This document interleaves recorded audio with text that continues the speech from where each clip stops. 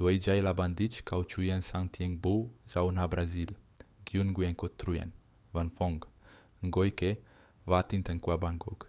Toi jantia kau chuyen tan sip ki ai joan jede teodoi. Dischitiet va pu hop voi kangia Brasil. Sudong kangon gutu nien. Song jong va gyau hin an. Toi sedung lai samoi gyai joan va tong bao bang. Ting viet de bankiem tra truo ki teptuk. Duoi jaila.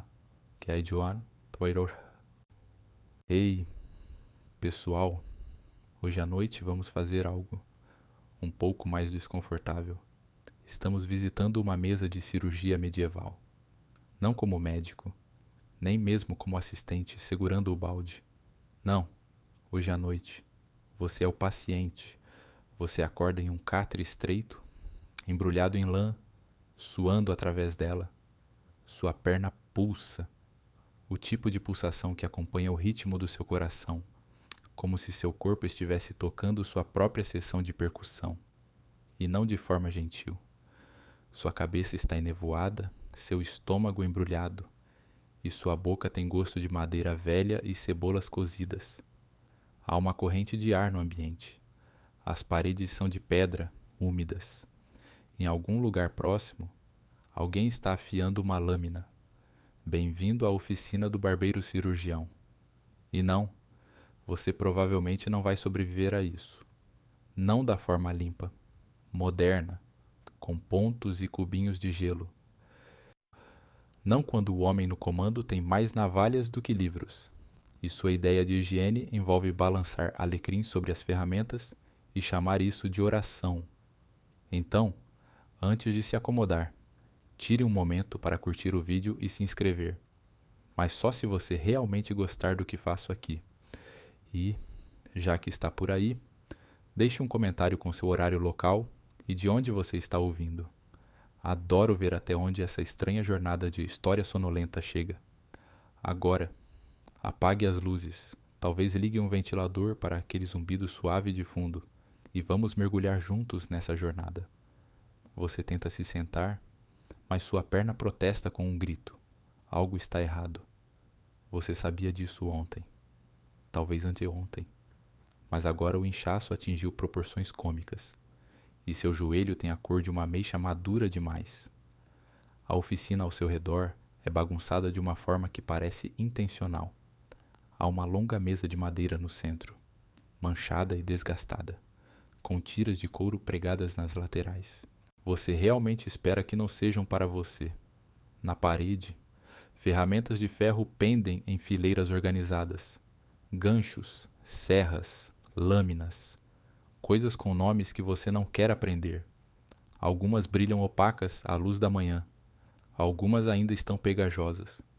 O ar cheira a fumaça de madeira, ervas secas e algo mais, metálico, familiar de um jeito que faz seu estômago revirar. Alguém pigarreia. Você se vira, lentamente, e encontra os olhos do barbeiro cirurgião. Ele é um homem magro, com mangas arregaçadas até os cotovelos, braços salpicados de farinha, ou talvez osso em pó, e um avental de couro que definitivamente já viu dias melhores. O cabelo está preso para trás, a barba aparada de forma desigual, e ele está sorrindo, o tipo de sorriso que diz, vou ajudar, mas não do jeito que você quer. Ah, ele diz, animado, você acordou e bem na hora. Vamos dar uma olhada nessa perna. Você tenta fazer uma pergunta, mas sua garganta está seca. Ele se aproxima, se ajoelha ao lado do catre e cutuca sua canela.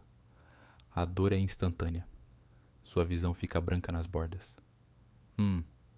Ele murmura. Sensível. Você não grita, mas só porque está tentando não desmaiar. Historicamente, barbeiros cirurgiões lidavam com tudo, de cortes de cabelo a amputações. Eles eram a alternativa acessível aos médicos formados em universidades, que não gostavam de tocar em corpos de verdade. Os barbeiros, no entanto, gostavam muito disso, e tinham as ferramentas para provar.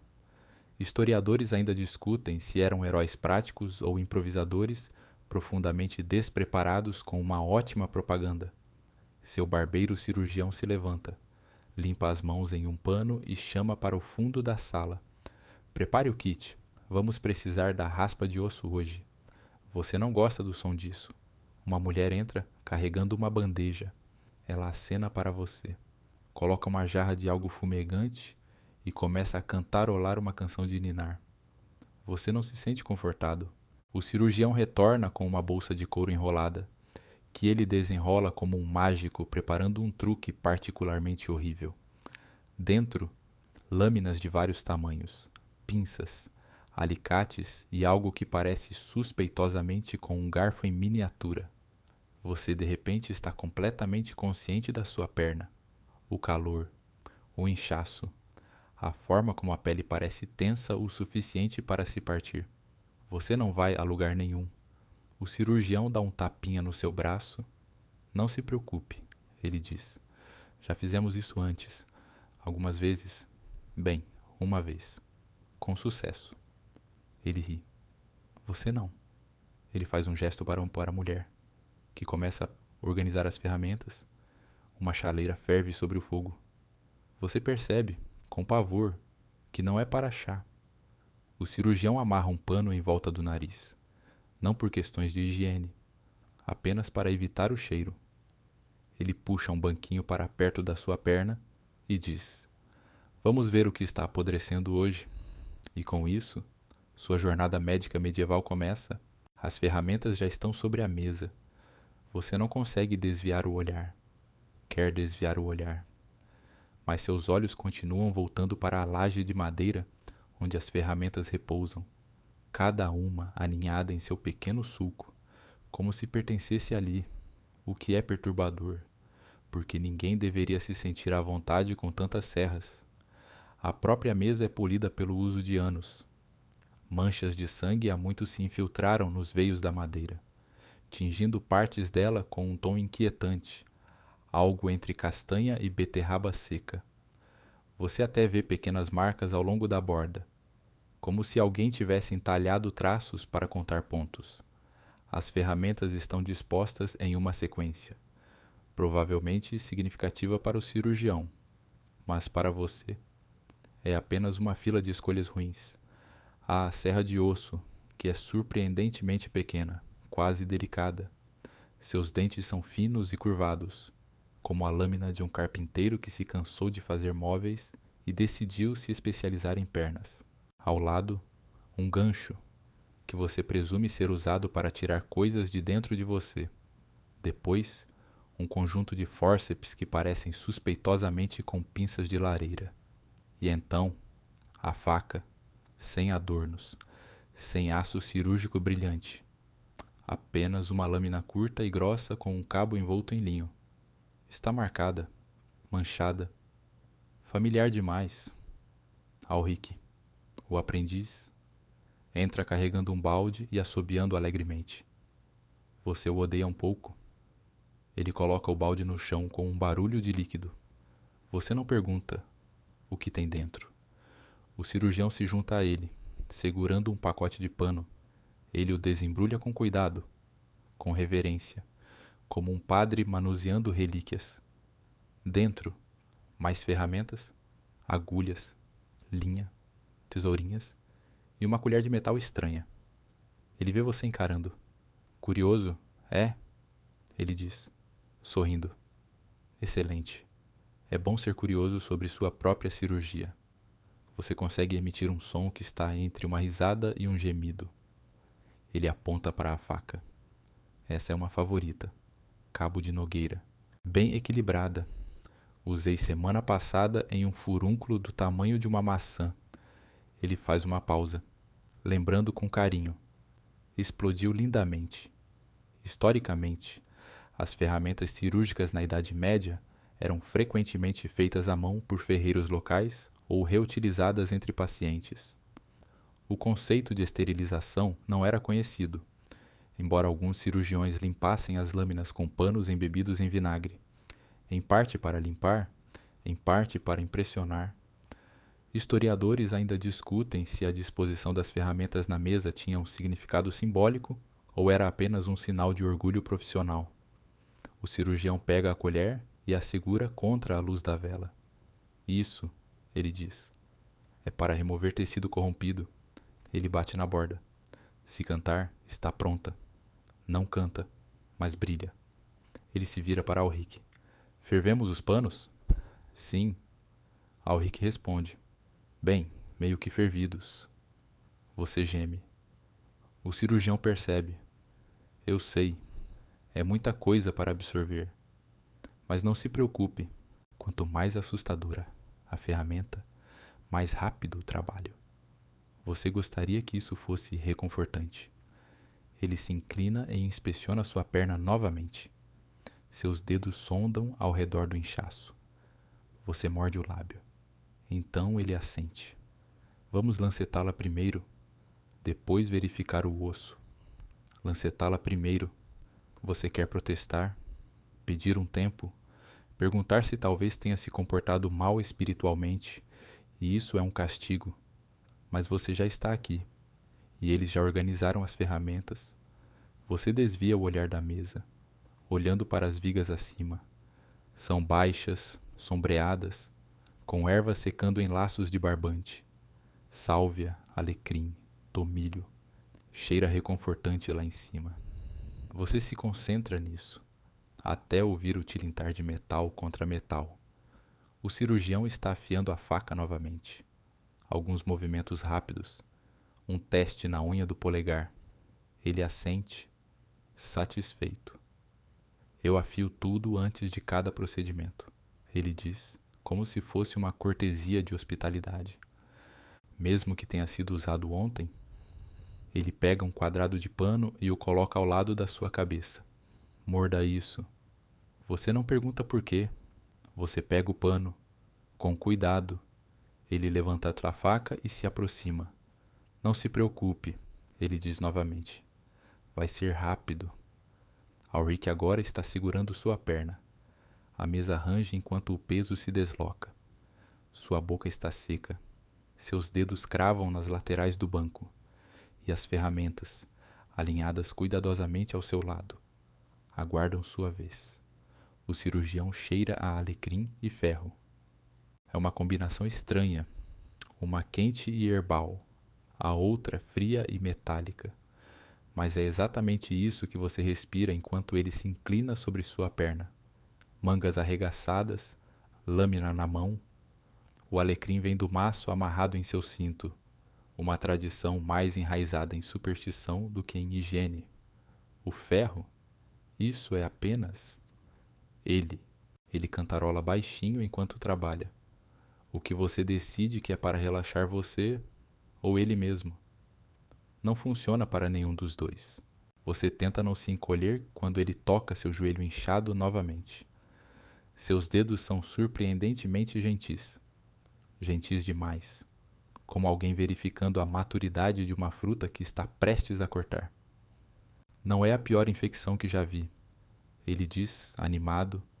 Também não é a melhor. Meio que no meio, como uma terça-feira. Você não responde. Sua mandíbula está travada no pano que ele te deu. Tem gosto de poeira e do medo de outra pessoa.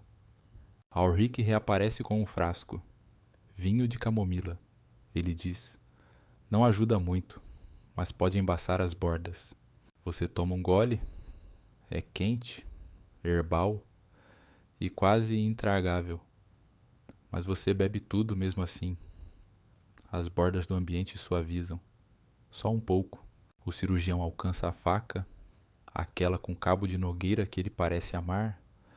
Ele dá uma rápida limpada com um pano que talvez já tenha sido branco. Então olha para você com algo que parece preocupação genuína. Não vou mentir, ele diz. Isso vai doer. Então ele sorri. Muito. Você assente rigidamente. Historicamente, cirurgiões medievais operavam sem anestesia. A dor era esperada, às vezes até abraçada, como parte do processo de cura. Álcool, ópio ou sedativos herbais, como mandrágora, eram ocasionalmente usados, mas raramente disponíveis na quantidade necessária. Historiadores ainda discutem se a tolerância à dor era culturalmente condicionada ou simplesmente suportada por necessidade. Ele apoia a mão na sua coxa e corta. Não é uma facada, não é um corte rápido, é mais como uma separação deliberada de tecido. A primeira sensação é aguda, como um raio atravessando a pele. Depois vem o calor, e então algo mais profundo. Você agarra o banco, o pano na sua boca ficando escorregadio com saliva e algo próximo ao pânico. Você geme, um som longo, gutural. Não é um grito, mas também não está tão longe. Ele não para, ele cantarola. A lâmina desliza novamente, o sangue acumula rápido, espesso e escuro. Ulrich o limpa com panos. Um cai no chão e é chutado para o lado. Esquecido, o cirurgião inclina sua perna gentilmente. Aqui está. Sim. Vê essa borda cinza? Isso é necrose. Tecido morto. Tem que sair. Você realmente não queria ver isso. Ele coloca a faca de lado e pega a colher. Você não quer saber para que serve. Mas agora você sabe como é a sensação de ter algo raspado de dentro do seu corpo. É uma sensação de trituração, de puxão, profunda, crua. Sua perna não sabe se deve ficar dormente ou gritar. Então faz as duas coisas. Sua visão oscila. Ulrich murmurar. Ainda conosco? Você assente? Ou talvez só balance. A raspagem continua. Então, calor. Uma vara de metal, brilhando em laranja, aparece na sua visão periférica. Não, não, você tenta dizer, mas as palavras estão grossas, enterradas em algodão e dor. O cirurgião fala suavemente. Vamos cauterizar agora. Rápido, só uma vez. Ele não espera pelo seu consentimento. O ferro toca sua pele e você finalmente grita. É o tipo de som que você não sabia que tinha dentro de você. O tipo que esvazia os pulmões, que faz seus ouvidos zumbirem, que parece algo rasgando seu caminho para fora do seu peito. Então acaba, fumaça sobe da sua perna. Você sente cheiro de carne. Queria não saber disso. Ulrich dá tapinhas na sua testa com um pano úmido. Você se deita, cada músculo tremendo. O cirurgião já está cantarolando novamente. Ele limpa as mãos no avental. Muito bom. Essa foi a pior parte. Ele quer dizer para você, não para ele. Ele ainda tem que fazer os pontos. Você fecha os olhos, não de sono, mas de outra coisa. Choque, talvez, incredulidade, um desejo profundo e doloroso de esquecer que isso aconteceu. O cirurgião levanta a agulha e alinha. Você sente a primeira picada e, de alguma forma, você ainda está aqui. Sangria antes do café da manhã. Você pensaria que, depois de ter uma faca arrastada pela sua perna e um pedaço de metal tostado contra sua carne, o pior já passou. Não passou. O cirurgião, de olhos brilhantes e suspeitosamente animado, após uma soneca curta e uma tigela de aveia, decidiu que hoje é o momento perfeito para equilibrar seus humores. Você sabe disso porque ele diz em voz alta, enquanto prepara uma tigela e uma faca que você reconhece muito bem.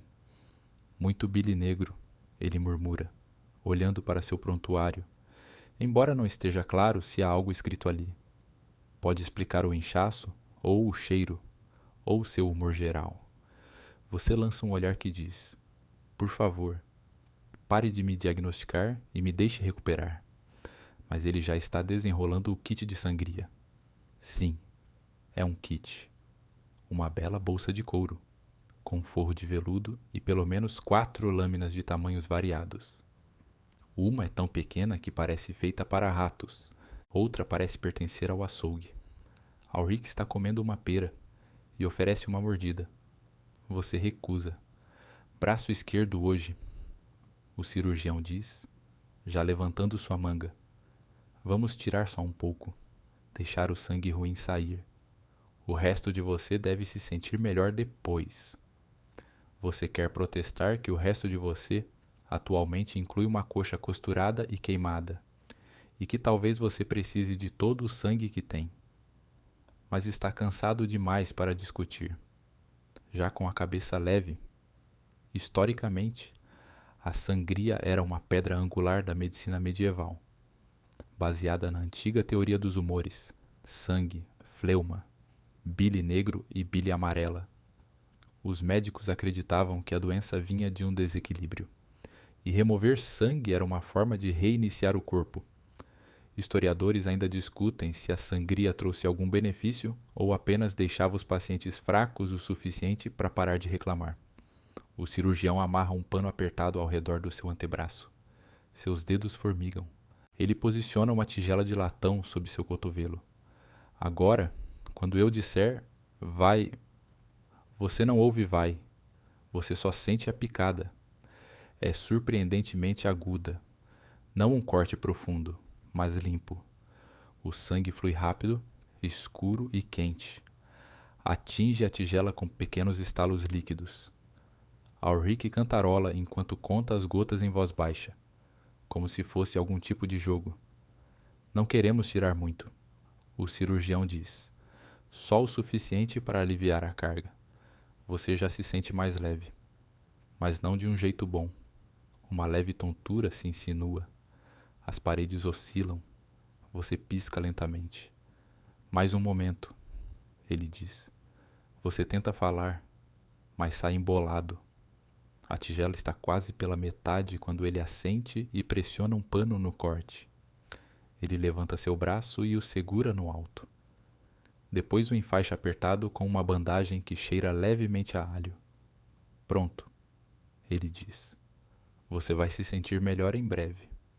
Você não se sente, mas o sangramento parou. Ele remove a tigela, carrega-a pelo quarto e despeja seu conteúdo em uma bacia maior, junto com as extrações de ontem. Você presume. Ulrich aparece novamente, segurando o que parece ser um bolinho. Quer comer algo? Você assente fracamente. Ele o entrega para você. É seco, duro, provavelmente de 2 dias atrás. Mas você mastiga mesmo assim, porque dá à sua mandíbula algo para fazer além de tremer. O cirurgião puxa um rolo de pergaminho e começa a fazer anotações, símbolos e abreviações que você não consegue ler. Ele olha para sua perna, dá um pequeno satisfeito. Depois adiciona um rosto sorridente no canto. Você realmente espera que seja decorativo. Ele se levanta. Descanse por agora. Vamos ver como está a ferida mais tarde. Talvez uma cataplasma. Talvez mais vinho. Ele sai do quarto. Ulrich o segue, assobiando novamente. E você? Você fica ali, enfaixado, costurado, tonto, e mastigando migalhas de bolinho seco como um campeão. Há sangue na sua manga. O sol está subindo mais alto pela janela, lançando um brilho suave sobre as tábuas manchadas do chão. Você fecha os olhos, não para dormir, mas só para parar de ver as coisas por um momento. A oficina está silenciosa, exceto pelo seu pulso. Ainda está aqui, ainda batendo, ainda seu. Você está amarrado à mesa, gentilmente. No começo, eles dizem que é só uma precaução. Tivemos alguns pacientes que se debateram durante as trocas de curativos. O cirurgião explica, desenrolando alegremente uma corda de linho. Nada pessoal, claro, é realmente pela sua segurança. Você olha para a corda com ceticismo. Ulrich tenta ajudar, dizendo: semana passada, um homem chutou o suporte de velas e quase incendiou a barba. Pobre alma ainda cheira a sebo. Isso não é reconfortante. Você olha para a porta, imaginando brevemente uma fuga heróica. Mas então sua perna se contrai e a dor dispara pelo quadril como um raio embrulhado em vinagre. Não, nada de escapar hoje. Então você assente? A mesa é a mesma de antes, larga, lascada e manchada de uma forma que sugere uma longa relação com fluidos corporais. Desta vez, porém, ela foi recém-limpa da poeira. O cirurgião diz que é porque ele respeita seu trabalho. Você suspeita que é porque alguém vomitou ontem à noite. Ulrich ajuda você a se deitar. Só se deite, braços abertos. Por favor. Você obedece, principalmente porque está fraco demais para discutir. As amarras de linho vão primeiro nos pulsos, não apertadas, não cruéis, apenas lá. Do mesmo jeito que uma sela se ajusta a um cavalo, familiar, prático. Pronto? O cirurgião diz, testando o nó como se estivesse amarrando um maço de cenouras. Não está muito apertado, né? Não queremos suas mãos ficando azuis. Depois vem as amarras nos tornozelos, uma na perna boa, outra na ferida, gentilmente enrolada na perna de madeira da mesa para estabilidade. Estabilidade, tá bom. Historicamente, a contenção física durante cirurgias era a norma, e não só porque não havia anestesia. Cirurgiões frequentemente tinham assistentes, ou cidadãos fortes da cidade, segurando os pacientes à força. Práticas mais refinadas usavam cintos, cordas ou tiras. Historiadores ainda discutem se isso era mais humano ou simplesmente mais eficiente do que deixar as pessoas se debaterem no meio do procedimento. Você testa as amarras, não que planeje correr, só verificando. O cirurgião dá um tapinha no seu ombro. Excelente. Agora, vou limpar a ferida novamente e trocar o curativo. Você pode sentir algum puxão. Você assente, mandíbula travada. Ele começa a cantarolar novamente. Algo folclórico. Ulrich traz uma tigela de água morna, um pano e um maço de ervas amarrado com barbante. Cheira a menta, vinagre e a roupa suja do último mês. O pano toca sua perna. E de repente você lembra por que as cordas estão aí. Você se contrai involuntariamente. As cordas seguram. A dor é aguda, brilhante. Não é a agonia cortante de ontem, mas um tipo novo. Cru, acordado, irritado. O tipo que diz: isso está tecnicamente curando, mas vamos tornar isso desagradável para você não esquecer. Ulrich continua murmurando coisas como aí vamos nós e quase pronto. E, nossa, que tanto de sujeira. Nenhuma delas ajuda. Então o cirurgião começa a mexer nos pontos. Você grita, não um berro, mas um protesto em forma de vogal aguda. Ele diz, olhando de perto. O inchaço diminuiu. A cor está melhorando. Um pouco de pus, mas é do tipo bom. Você pisca através da névoa. Existe um tipo bom? Ah, sim, ele diz, animado. Chamam de pus louvável. Se for grosso e branco, comemoramos. Significa que o corpo está tentando. É o pus fino e escuro que você deve temer. É quando os demônios estão fazendo festa. Ulrich acrescenta.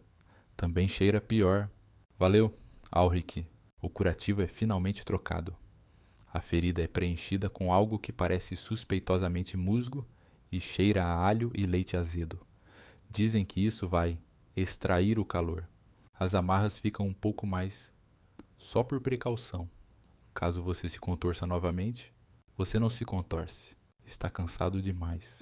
O cirurgião verifica seu pulso, o que ele faz apertando seu pulso e contando em voz alta com movimentos exagerados de sobrancelha. Você tem quase certeza de que ele está inventando números. Ainda batendo. Ele diz, satisfeito. Vou verificar novamente ao pôr do sol. Você consegue sussurrar, seco e rouco. Vocês vão me deixar amarrado? Ele levanta um dedo. Só por mais 1 hora. Prática padrão. Ulrich sorri. Podemos trazer sopa. Você suspira. O cirurgião desaparece pelo corredor, já pedindo mais panos. Ulrich se ocupa limpando ferramentas com um pano questionável. Você fica ali, braços gentilmente amarrados, perna enfaixada com ervas, torso gelado pelo compressa úmida. Você encara a viga do teto acima e conta os nós na madeira. 2, 3. O mundo desacelera e a mesa não parece mais tão aterrorizante agora. Ainda é desconfortável, ainda vagamente úmida, mas pelo menos está te segurando. Eles fazem uma oração e começam mesmo assim. O sino da capela não tocou, mas o cirurgião murmura uma pequena bênção baixinho mesmo assim. Não é dramático. Nenhum anjo desce. Nenhuma luz brilha suavemente do teto. É só uma oração rápida, encaixada entre organizar ferramentas e verificar a firmeza da amarra no seu pulso. Senhor, guie a lâmina e poupe o sangue. Ele diz, quase como se estivesse recitando um velho provérbio, ou uma receita. Então ele começa novamente, sem anestesia, sem dormência, só seu corpo, amarrado à mesa, e um homem com uma faca que acha que uma oração conta como preparação. Você não tem certeza do que ele está fazendo agora. Não quer perguntar. Você sente a pressão. No entanto, uma sondagem gentil na borda da sua ferida. Ele está verificando o calor, talvez infecção, ou talvez apenas goste de cutucar coisas. Parece que está começando a se acalmar. Ele diz, mas quero remover um pouco mais. Você não gosta dessa frase. Alric aparece novamente, desta vez com uma tigela de madeira cheia de algo verde e pastoso. Pasta de ervas, ele diz. Aquece, mantém as bordas macias, cheira um pouco a pés, cheira mesmo, mas você a sente. O cirurgião pega a pasta com uma colher torta e a espalha ao longo da ferida.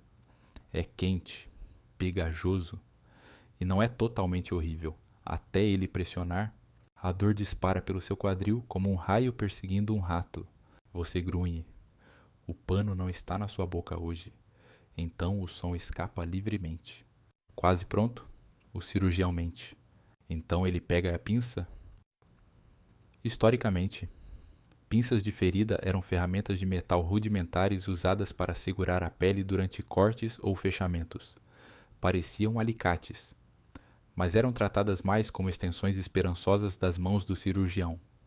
Historiadores ainda discutem se eram úteis ou apenas davam aos cirurgiões algo para fazer enquanto improvisavam soluções. Você ouve a pinça clicar no lugar, então a lâmina retorna.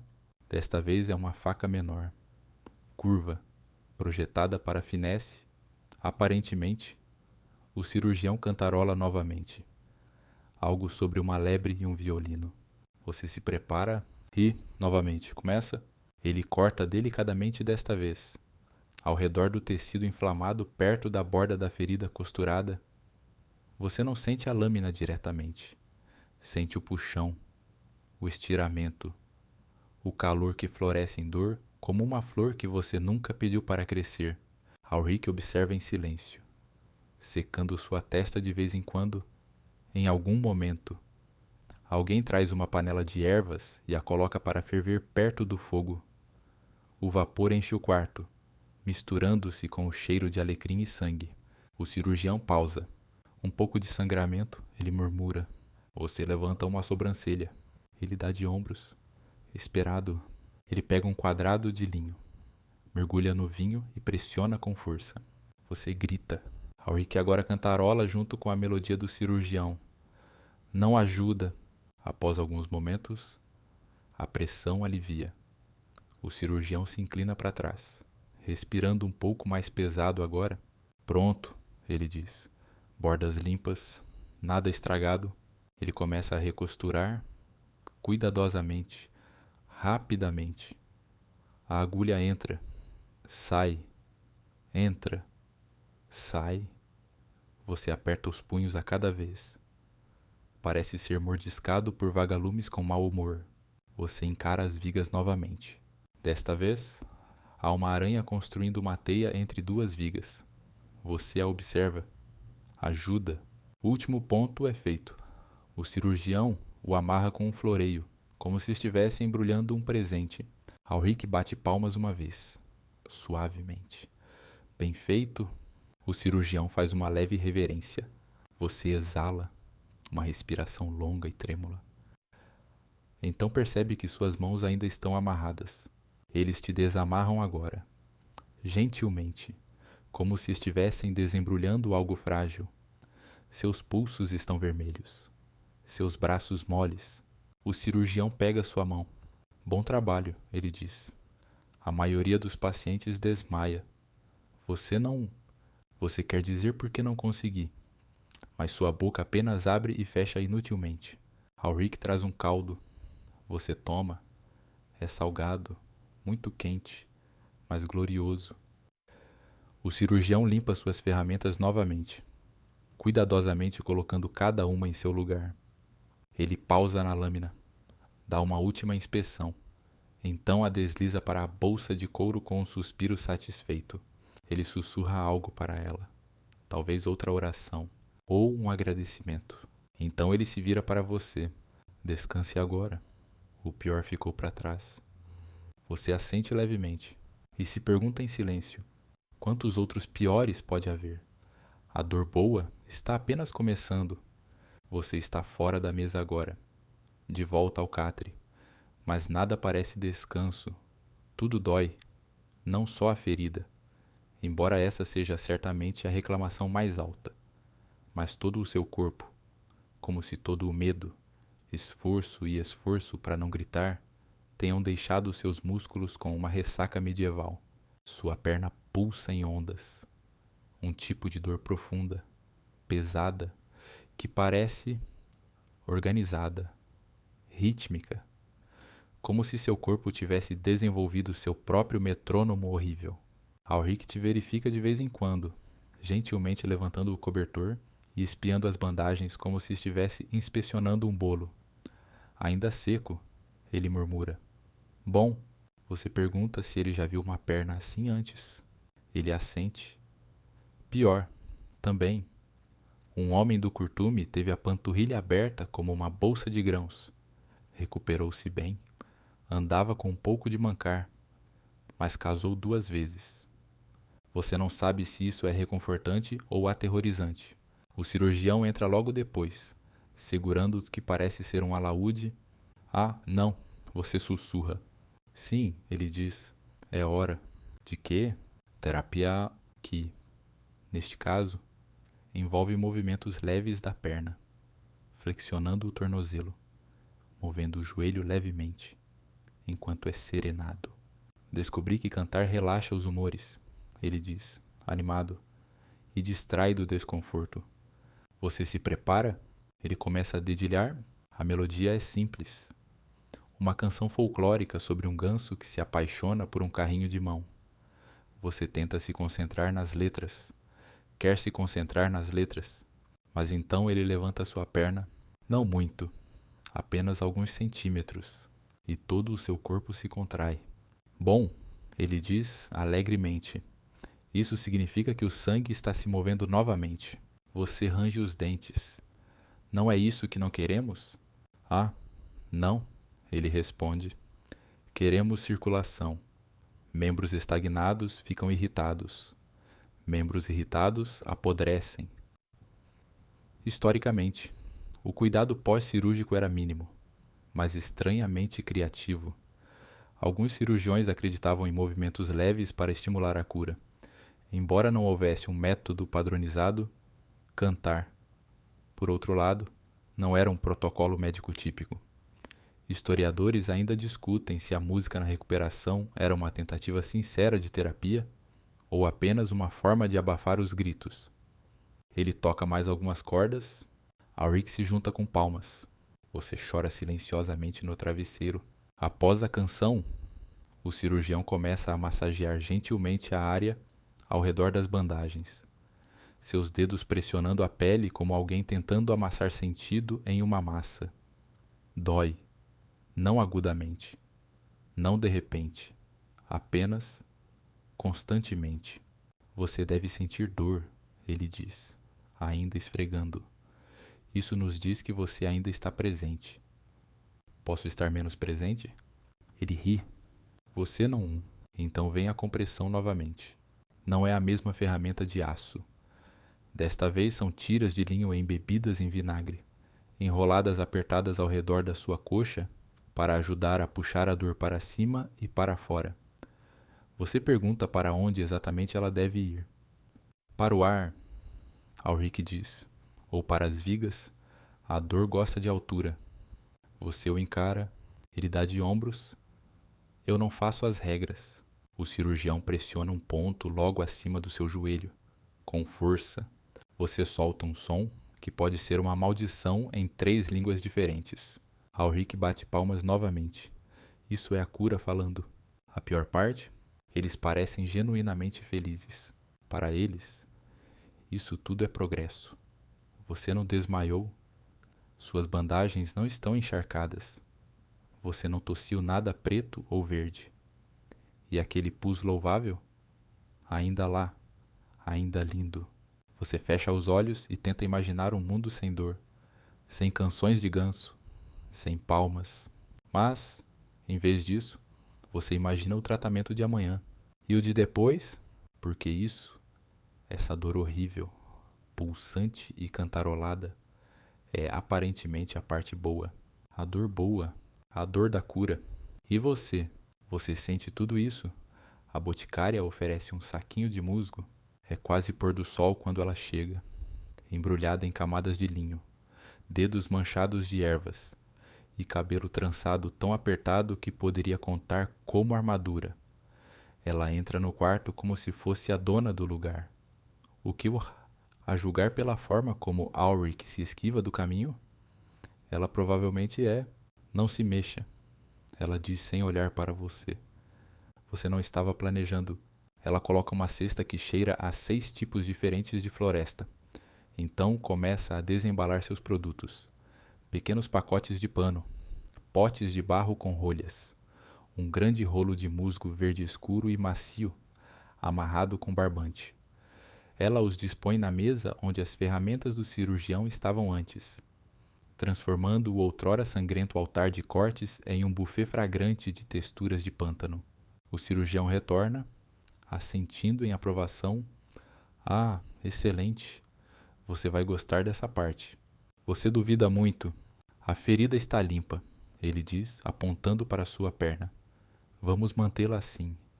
A boticária finalmente olha para você.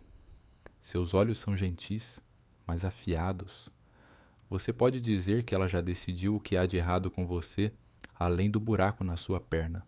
Você está pálido, ela diz. Eu sangrei. Você responde. Ela assente. Justo. Então ela pega o musgo. É úmido, elástico e cheira a casca molhada. Ela pressiona um pedaço na sua palma. Isso, ela diz, é esfagno. Extrai a podridão e mantém o calor. Você vai querer gritar quando tocar a pele crua. Você pisca. Eu não quero gritar. Vai gritar mesmo assim. Ela está certa. No momento em que o musgo toca sua ferida, sua coluna tenta escapar do seu corpo. Queima. Não agudamente, mas profundamente. Como se seus nervos tivessem sido mergulhados em vinagre e deixados para marinar. Ela amarra a cataplasma com um criss-cross de linho e um puxão final que faz seus dentes doerem. Pronto, ela diz, já passando para o próximo. Você fica ali, olhos arregalados, punhos cerrados. O cirurgião dá um tapinha no seu ombro. Falei que ela era boa? Ulrich reaparece com uma caneca de algo turvo. É dela também, ele diz. Beba, pode aliviar a ponta. Você cheira, tem aroma de menta, terra e sapatos cozidos. Você bebe mesmo assim. Historicamente, boticários medievais preparavam tudo, de analgésicos a poções e sopas vagas de placebo. Musgo era genuinamente usado como curativo, pois absorvia fluidos e tinha propriedades antibacterianas leves. Historiadores ainda discutem se seus tratamentos eram mais baseados em ciência ou superstição, ou apenas o que não tinha sido dado aos porcos. A boticária entrega ao cirurgião um saquinho menor. Para febres, ela diz, ferva 2 vezes ao dia. Se a língua dele ficar preta, pare. Você geme. É raro, ela acrescenta. E sai. Ela vai embora tão rápido quanto chegou, deixando apenas o cheiro de agulhas de pinheiro e julgamento. O quarto fica mais silencioso. O cirurgião começa a separar as ervas dela, murmurando sobre como a camomila sempre é trocada por calêndula. Ulrich senta ao seu lado e oferece um figo cristalizado. que você aceita puramente por cortesia. A compressa de musgo se ajusta ao seu ritmo agora, pulsando no compasso do seu coração. Não é agradável, mas parece estar fazendo algo, extraindo algo, segurando algo. Talvez ambos. Você pergunta, as pessoas costumam sobreviver a isso? Ulrich dá de ombros. Você está indo melhor que o homem com o furúnculo. O dele vazou para o lado. Você não pede detalhes. Em vez disso, você se deita contra o travesseiro e deixa o musgo fazer seu trabalho terrível e formigante. Você se concentra no chá de ervas revirando no seu estômago, no piscar da vela, no som suave do linho sendo dobrado por perto. Você se sente destruído, mas também se sente vivo ou, de alguma forma, como se seu corpo, machucado, costurado e embrulhado em casca, estivesse começando a virar a esquina, não rápido, não confortavelmente, mas passo a passo desconfortável, encharcado de musgo. Você pode estar se curando. A recuperação envolve sanguessugas, queijo e tempo. Eles não te avisam com antecedência. Em 1 minuto você está descansando tranquilamente, apreciando a ausência de lâminas. E no próximo, Ulrich entra segurando um pote de barro com pequenos furos de ar na tampa. Ele parece animado demais. Estão animadas hoje, ele diz. Você pergunta, quem? Ele abre a tampa, movimento, uma sanguessuga aponta a cabeça, ou o que quer que passe por cabeça, para fora do interior escuro e úmido. Depois recua como se fosse tímida. Você gostaria que ela tivesse ficado tímida. Ulrich explica enquanto levanta uma com uma colher de madeira. Só para a circulação. Mantém as coisas fluindo. Evita coágulos. Elas mal beliscam. Você encara horrorizado enquanto ele abaixa a sanguessuga em direção à sua perna, como se estivesse aplicando um enfeite. Historicamente, sanguessugas eram uma parte padrão da medicina medieval, usadas não só para sangria, mas para equilibrar humores e extrair febres ou veneno. Médicos juravam por sua capacidade de atingir tecidos inflamados. Historiadores ainda discutem se eram eficazes, ou apenas pequenos vampiros estilosos. A sanguessuga se prende com uma facilidade perturbadora. Você sente imediatamente, não dor, mas a sensação inquietante de algo vivo se agarrando a você, se alimentando. É como ser abraçado por uma meia molhada com ambição. 3 hoje, Ulrich diz, padrão para a perna inferior. Você diz, 3 parece muito? Ele dá de ombros e aplica a próxima. O cirurgião entra no meio do movimento e te dá um aceno. Ah, sanguessugas, as trabalhadoras silenciosas da medicina. Você quer dizer algo espirituoso, mas uma das sanguessugas se mexeu e todas as suas células cerebrais agora estão dedicadas a ignorar esse fato. O cirurgião começa a inspecionar a ferida novamente. O musgo ainda está lá, só que agora foi substituído por uma faixa mais leve, embebida em vinagre e alecrim. Você cheira a salada, mas ele parece satisfeito. Sem febre, ele observa. Sem listras pretas, sem inchaço incomum. Tudo ótimo. Ulrich acrescenta. E ele só xingou 2 vezes durante o último banho de esponja. O cirurgião ri. Melhor ainda. Então, inesperadamente, ele puxa uma tábua de madeira com uma roda de queijo em cima. Você pisca. Ossos fortes vêm de comida forte, ele diz, cortando uma fatia grossa. Dieta restauradora começa agora. O queijo cheira a algo que perdeu uma briga com um porão. É duro, ceroso e definitivamente mais velho que você. Você dá uma mordida, ele esmigalha como cascalho, mas tem um sabor estranhamente rico, afiado, nozes, como se estivesse tentando se desculpar pelas sanguessugas por ser o oposto de úmido e rastejante. Ulrich adiciona uma xícara de caldo e um pequeno pedaço de pão de centeio escuro à sua bandeja. Essa é a boa, ele diz. Camponeses recebem água de repolho. Você ganha queijo. Você está tocado e um pouco assustado. As sanguessugas ainda estão lá, ainda trabalhando. O cirurgião verifica seu pulso novamente, apertando seu pulso e observando sua pálpebra. Você não tem certeza se algum dos dois é um método válido, mas ele parece confiante. A recuperação vai levar tempo, ele diz. Nada de andar ainda, mas vamos te levar ao banquinho até quinta-feira. Você diz, isso é ambicioso. Ele sorri. Sou otimista. Ele sai.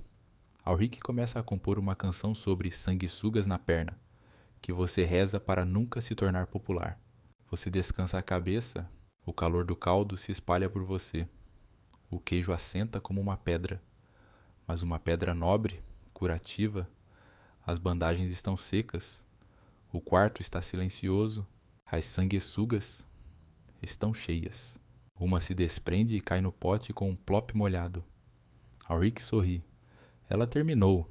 Você fecha os olhos e, de alguma forma, dorme. Não bem, não profundamente, mas dorme. Mesmo assim, e naquele nevoeiro suave, perfumado de musgo e queijo, de desconforto e sobrevivência, Conas, você começa a acreditar que pode realmente se recuperar. O pus é um sinal de que você está se curando bem. Pelo menos é o que te dizem. Você não está convencido. É manhã novamente. O sol filtra pela janela de um jeito medieval educado. Fraco, empoeirado, como se estivesse verificando se você ainda está vivo antes de se comprometer totalmente.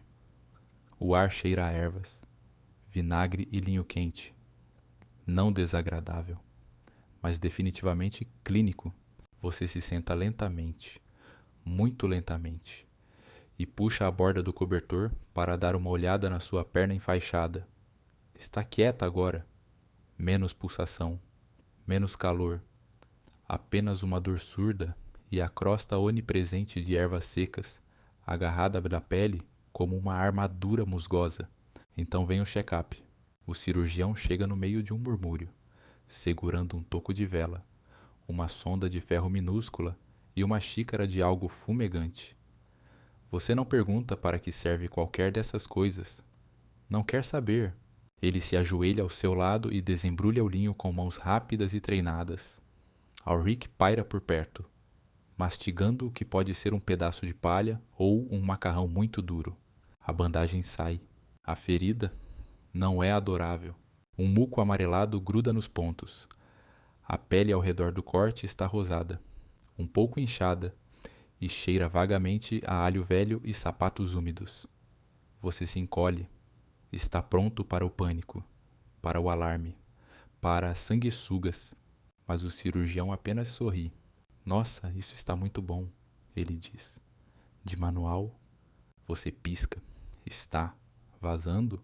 Sim, ele diz. Pus louvável, o melhor tipo. Ele aponta para a superfície brilhante com orgulho, como se estivesse admirando um ganso assado. Vê a consistência? Não é aguado, não é seco, rico, cremoso, lindo. Ulrich acrescenta. Cheira um pouco a ensopado. Você não agradece por isso. Historicamente, o pus louvável era celebrado por médicos medievais.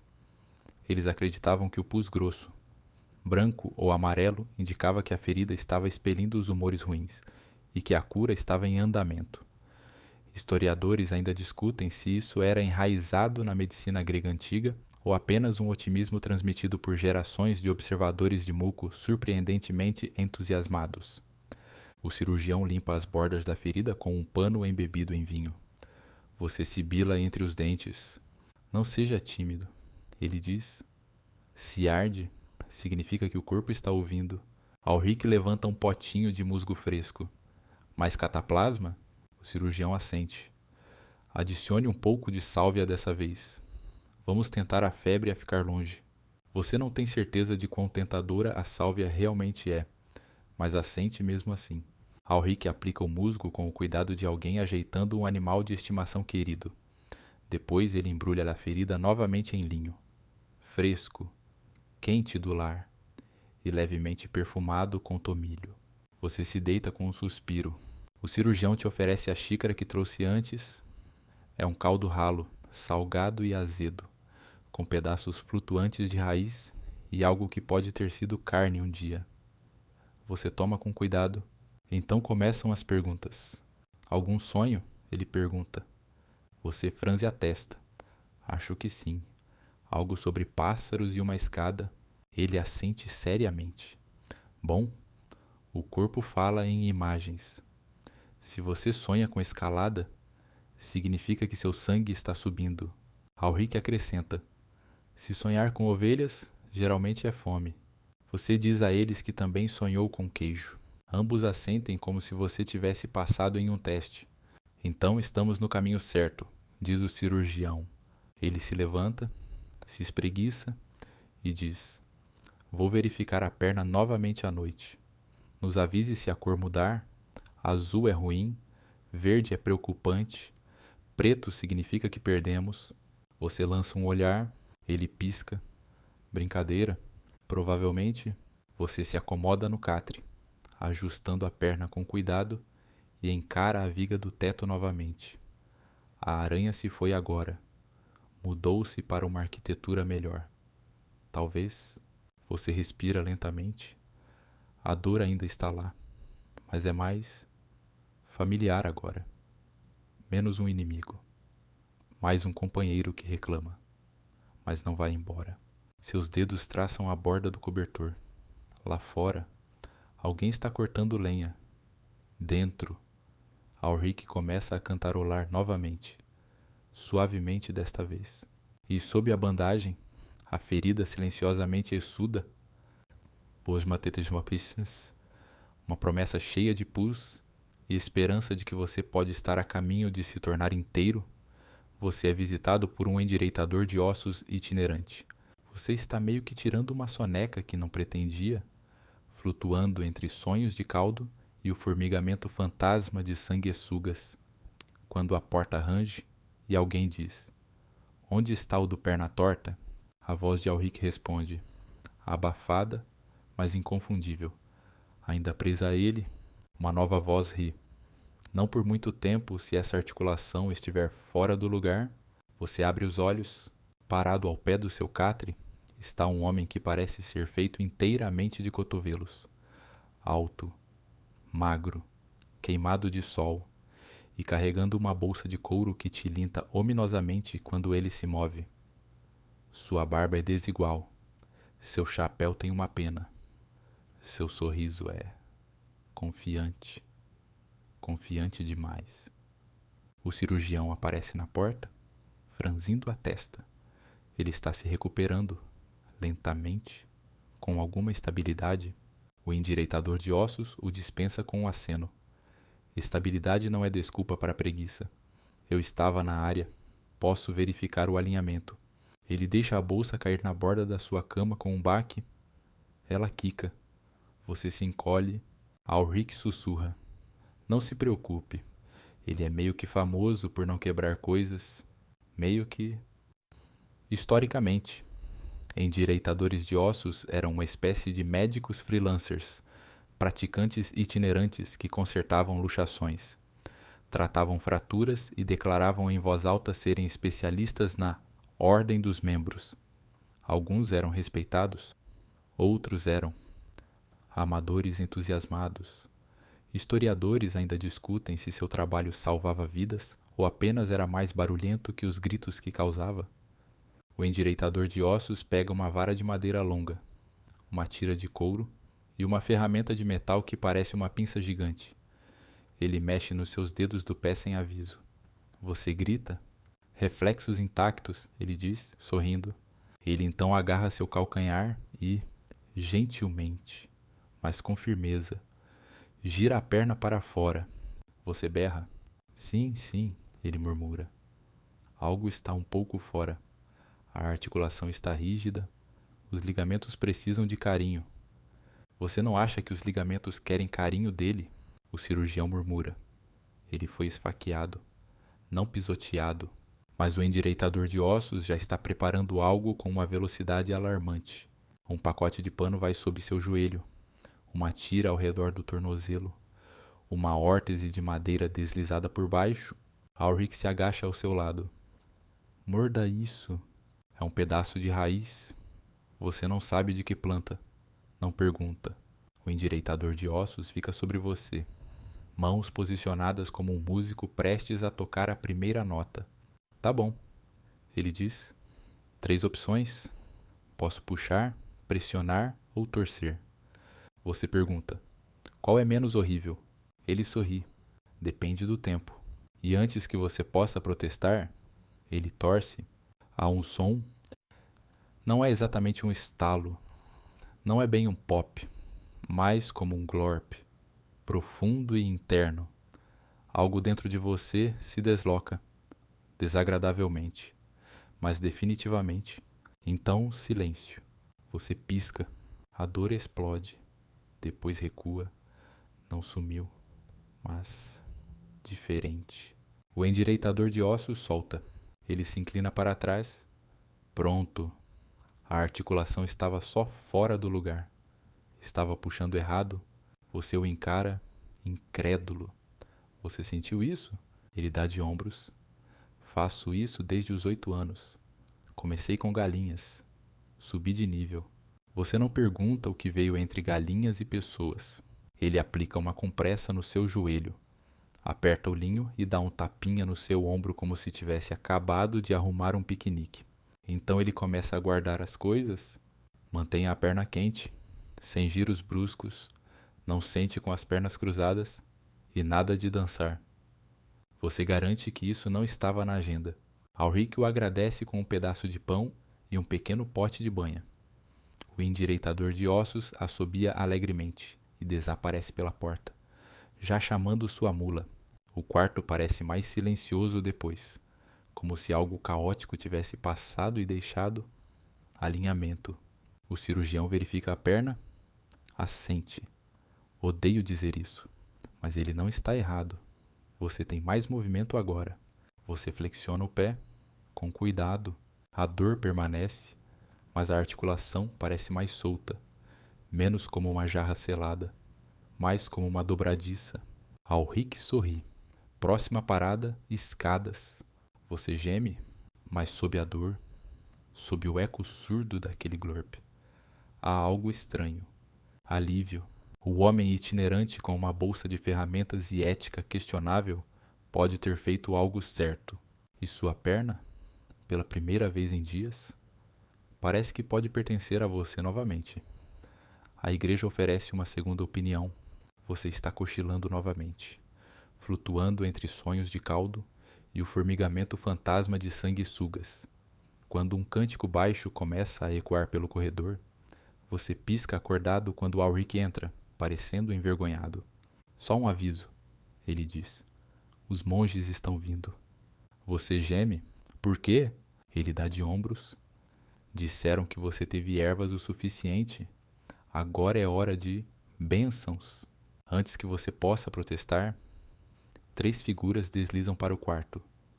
E sim, deslizam é a palavra. Eles se movem em perfeita sincronia. Vestes marrons roçando o chão. A luz das velas refletindo em pequenas relíquias de latão penduradas em seus cintos. Um carrega uma tigela de prata, outro segura um livrinho. E o terceiro, claro, tem um sino. Eles param ao pé da sua cama e se curvam em uníssono. O monge líder fala. Ouvimos falar da sua ferida e do seu musgo e do seu grito que assustou o cozinheiro. Ulrich tosse. O monge continua. Viemos oferecer cura ao espírito, para que a carne possa seguir. Você tenta dizer. Acho que as sanguessugas já cuidaram disso, mas tudo que sai é um chiado. Tá bom. Historicamente, o cuidado espiritual era uma parte essencial da medicina medieval. A doença física era frequentemente vista como um sintoma de pecado, desequilíbrio ou teste divino. Relíquias, orações, óleos sagrados e até peregrinações eram prescritos para aliviar corpo e alma. Historiadores ainda discutem se isso confortava os pacientes ou apenas prolongava o mistério de seu sofrimento. O monge com a tigela de prata dá um passo à frente. Ele mergulha o polegar no óleo e unge sua testa com uma cruz gentil. Santa Apolônia, acalme a dor deste paciente. Você assente levemente. incerto se deve se sentir tranquilizado ou preocupado por ela ser a padroeira das dores de dente. O segundo monge abre seu livro e começa um cântico suave. Latim? Suave, repetitivo, confortante em seu ritmo. Mesmo que você não entenda uma palavra, o sino toca uma vez, apenas uma vez. Ecoa como uma gota d'água em um poço. Você fecha os olhos. Por um momento, é pacífico, sem cortes, sem raspagens, sem sanguessugas, apenas óleo quente, sílabas murmuradas e o leve aroma de cera de abelha. Então o terceiro monge levanta algo de sua veste. Um pequeno saquinho embrulhado em seda, uma relíquia, ele sussurra. Auric se inclina. Isso é um dedo do pé? É. O monge confirma. De São Floriberto? Ele uma vez curou uma cabra apenas olhando para ela. Você pisca. O monge gentilmente coloca o saquinho da relíquia contra sua perna enfaixada. Pedimos por sua misericórdia. Há uma longa pausa reverente. A relíquia não brilha. Sua perna não se mexe. Nada explode ou se funde ou se fecha milagrosamente. Mas você sente calor. Pode ser a cera de abelha, pode ser o caldo, pode ser placebo. Mas quem está contando? O cântico desvanece. Os monges abaixam a cabeça, depois se levantam e saem em uma linha tão perfeitamente coordenada quanto quando entraram. O último pausa para tocar o sino gentilmente mais uma vez antes de desaparecer. Auric assobia. Isso foi intenso. Você encara o teto? Isso ajudou? Ele dá de ombros. Pode ser. Depende de quanto você acredita em curadores de cabras. Vocês dois riem. Então ficam em silêncio. O ar parece mais leve. A perna ainda dói. Sim, mas menos. E mesmo que nada tenha mudado fisicamente, algo no ritmo do cântico, no calor do óleo, na presença silenciosa de pessoas que não esperavam nada em troca, acalmou algo mais profundo. O cirurgião entra mais tarde, sente o aroma persistente de incenso e bufa. Eles balançaram o dedo do pé de novo? Você assente 2 vezes. Ah, ele diz, rindo. Então você está definitivamente se recuperando. Você se acomoda contra o travesseiro, deixa suas pálpebras caírem e sente. Talvez pela primeira vez. Calma, porque talvez, só talvez, haja mais formas de curar do que cortes e pinças. Às vezes, você precisa de um dedo do pé. Você finalmente pode tomar banho novamente. É anunciado sem cerimônia. Só Auric enfiando a cabeça e dizendo: boas notícias. O balde está esquentando. Você o encara. Que balde? O banho? Ele diz. Mais ou menos. Você ganha uma lavagem hoje. É difícil dizer se você está animado ou horrorizado. Você se acostumou com seu próprio fedor medieval, principalmente fingindo que não está aí. Mas agora que ele mencionou, o cobertor de lã sob o qual você esteve cheira a arrependimento e sopa, e suas bandagens se fundiram à sua perna em lugares que definitivamente não deveriam grudar. Auric e o cirurgião aparecem juntos com um balde fumegante de água, uma tigela de madeira lascada, um pano e algo que pode ser sabão, ou apenas banha muito cansada. Você pergunta se há uma banheira de verdade. Eles riem. Não para pacientes, diz o cirurgião, e definitivamente não para pernas que ainda exudam. Então, banho de esponja será... Eles começam pelo seu tronco, gentilmente descascando a camisa que você está usando desde antes dos gritos começarem. Ela faz um som. Você não olha diretamente para ela depois de tirada. Ela passou por muita coisa. Auric mergulha o pano na água morna e o torce com o cuidado de alguém preparando um rito sagrado. Ele começa pelos ombros. É incrível.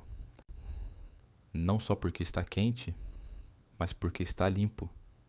O pano remove camadas de sujeira, caldo seco e tensão de campo de batalha. Você deixa sua cabeça pender contra o travesseiro, olhos fechados, enquanto o vapor sobe ao seu redor como uma névoa gentil. Não durma, diz Auric. descendo pelo seu braço. Não vou secar seu cabelo se você desabar no balde. Você murmura algo sobre salários. Ele te ignora. Historicamente, banhar-se na Idade Média era complicado. Embora existissem banhos públicos, eles eram frequentemente vistos com suspeita. Muito decadentes, muito arriscados, muito propensos a fofocas. Para os doentes, a água às vezes era considerada perigosa, mas havia exceções. Compressas quentes, banhos de vapor ou lavagens medicinais eram usados na recuperação. Historiadores ainda discutem se evitar banhos era sobre higiene, humildade ou apenas falta de encanamento. Sua perna boa é a próxima. Ele esfrega cuidadosamente ao redor do tornozelo e pé, pausando apenas para murmurar sobre suas unhas. Você considera se desculpar. Então decide que já sofreu o suficiente. Então vem a perna, o cirurgião entra em ação, juntos. Eles começam a desembrulhar as bandagens, lentamente, gentilmente. O ar toca sua pele. E por um momento, arde. Então se acalma. A ferida parece melhor, ainda rosada, ainda franzida em alguns lugares, mas seca. O cirurgião dá um aceno. Lave ao redor. Evite os pontos. Ulrich obedece, esponjando delicadamente como se estivesse lidando com uma torta cara. A água morna escorre pela sua panturrilha. E você se sente novo. Não completamente, mas um pouco depois. Eles secam tudo com linho macio e refazem o curativo na ferida. Desta vez, não está cheio de musgo ou encharcado com algo pungente. Apenas linho simples, dobrado e amarrado com uma tira de pano. Você está embrulhado novamente, mas mais leve. Então Ulrich traz um pente. Você geme? Não? Sim, ele diz. O cabelo faz parte da cura. Você não tem força para discutir. Ele começa a pentear o emaranhado que costumava ser seu cabelo. Há puxões, xingamentos leves. Ele encontra um graveto. Você não pergunta como. Finalmente, ele recua e assente. Apresentável. Você se sente como um saco de batatas recém-lavado. Mas a brisa pela janela agora é diferente. Mais fresca na sua pele. Mais suave pela sua clavícula. O cirurgião oferece um pequeno frasco de óleo de lavanda. Não para extra saúde, só pelo cheiro. Ele aplica um pouco no seu pulso, cheira a sono e campos distantes. Você inspira profundamente, limpo, quente, humano novamente. Você nunca pensou que um banho de esponja poderia ser emocionante, mas depois de semanas de facas, musgo, pus e relíquias de cura de cabras, esse simples ato de cuidado parece uma cerimônia. Você se deita, cobertores frescos, pele quente, couro cabeludo domado à força e, pela primeira vez, em o que parece uma eternidade, você não se sente como um paciente, você se sente como você. Você se levanta, lentamente, com seus próprios pés. Não é um momento dramático. Não há aplausos, nenhuma banda de metais, nenhum sino triunfal tocando da torre. Só você, suas pernas trêmulas e um penico no canto que você está determinado a não usar novamente hoje.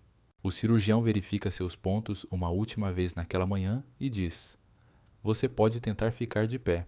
Se as estrelas se alinharem e seu joelho não te trair, Ulrich, de seu assento perto da lareira, acrescenta: sem pressão. Se você cair, só vou rir um pouco. Você revira os olhos, afasta o cobertor e balança a perna boa para o lado do catre. Ela atinge o chão como um tronco meio esquecido. Então vem a outra. A perna que foi empacotada, lancetada, costurada, banhada, sugada por sanguessugas, abençoada e quase quebrada novamente por um quiroprático itinerante de chapéu com pena. Você inspira, coloca o pé no chão, parece presente, não exatamente forte, mas sólida. Seu calcanhar toca o chão como se estivesse se reacostumando com a gravidade. Sua panturrilha treme, seu joelho se tensiona. Cada músculo da sua coxa acorda gritando, mas grita educadamente. Você agarra a borda do catre, inclina-se para a frente e se levanta. Não é elegante. Suas costas estão curvadas, seus braços estão abertos para equilíbrio. Você parece um cervo recém-nascido que viu coisas demais, mas está de pé. Ulrich bate palmas uma vez. Ele se ergue. O cirurgião, bem menos dramático, apenas grunhe a Thaís em aprovação. O joelho não está travando. Isso é bom. Dê um passo à frente. Você dá, mais ou menos, um arrastar cauteloso. Só o comprimento de um dedo do pé, depois outro, a dor está lá, profunda e apertada. Mas não é a mesma dor que te dobrou dias atrás. Essa parece conquistada. Essa é gerenciável. Como se seu corpo estivesse estabelecendo novos limites e finalmente te deixando viver dentro deles. Distribui o peso uniformemente. O cirurgião diz: use a cadeira. Há um banquinho colocado por perto. Você o alcança e se equilibra. Ambas as mãos pressionadas no assento como se fosse um artefato sagrado. Você não cai, você respira novamente. Historicamente, a recuperação de cirurgias era profundamente variável. Alguns pacientes eram incentivados a se mover cedo, outros eram mantidos na cama por tempo demais. A fisioterapia não era formalizada, mas caminhar, alongar e trabalhos leves eram frequentemente encorajados por curandeiros observadores. Historiadores ainda discutem se a mobilização precoce ajudava na cura, ou apenas dava a todos algo para assistir além dos porcos. Ulrich oferece uma bengala de madeira que ele claramente fez sozinho. Torta, mas charmosa, você a aceita e manca uma volta lenta pelo quarto. Cada passo é uma negociação, cada articulação reclama, mas a cada volta você se sente mais no seu corpo novamente. O quarto parece menor agora, ou talvez você tenha ficado mais alto depois de semanas passadas na horizontal. Perto da lareira, uma tigela de ensopado de lentilhas fumega gentilmente. Você manca em direção a ela. Cuidado, o cirurgião diz, mas está sorrindo. Não um grande sorriso, apenas a satisfação silenciosa de alguém que nem sempre consegue ver o resultado de todos os seus cortes. Você alcança a tigela, senta-se lentamente, muito lentamente, e descansa. Ulrich coloca uma colher na sua mão. Hoje, ele diz, você anda. Amanhã, talvez desça escadas. Vocês dois riem, mais ou menos. A risada dói nas costelas. Você come lentamente, saboreando cada mordida de lentilhas quentes e alho. Você estica as pernas sob a mesa e, pela primeira vez, em um longo, estranho capítulo cheio de musgo da sua vida, você não se sente como alguém se recuperando de ser cortado. Você se sente como alguém simplesmente ficando melhor. Você agradece as ferramentas que não te mataram. Você ainda está na oficina.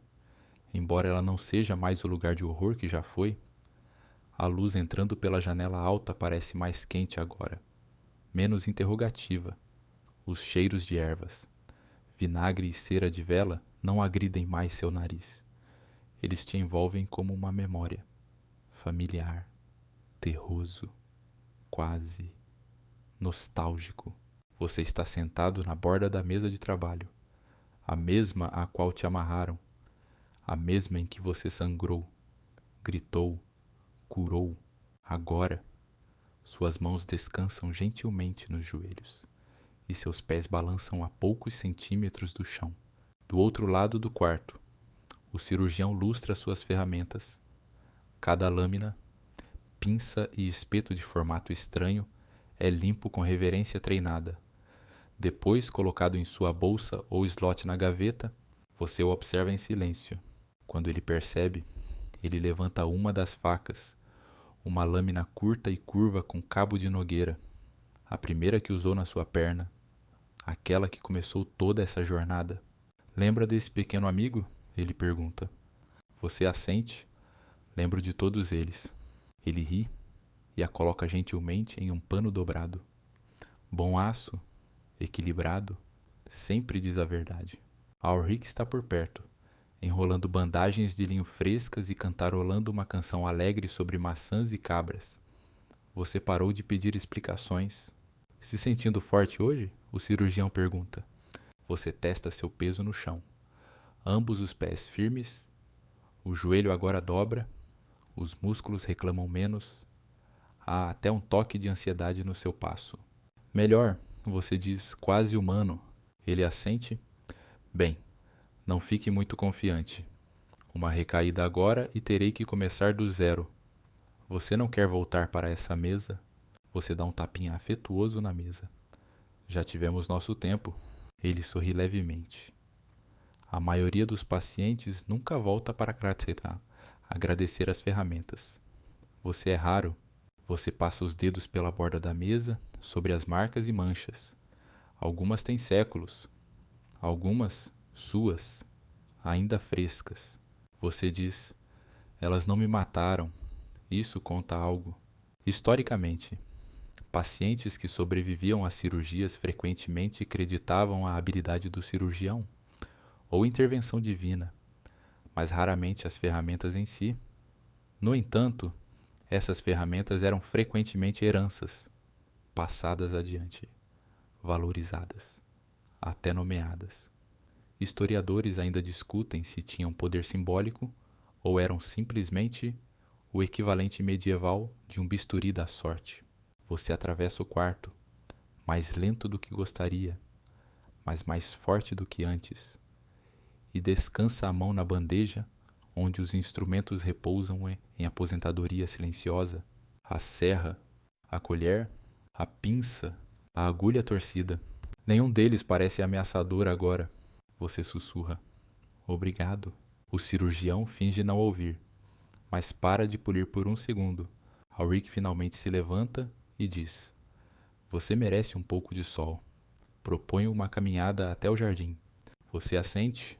Você deixa a mesa para trás. O avental no gancho, as ervas secando nas vigas, o pano manchado de musgo, pendurado como uma relíquia. Cada item um pequeno personagem estranho na sua história de recuperação. Cada um desempenhou seu papel. Lá fora, o céu está claro. O ar cheira a terra revolvida. Flores silvestres e alguém por perto assando cebolas. Seus passos são desiguais, mas reais. A luz do sol beija sua bochecha. A brisa despenteia seu cabelo.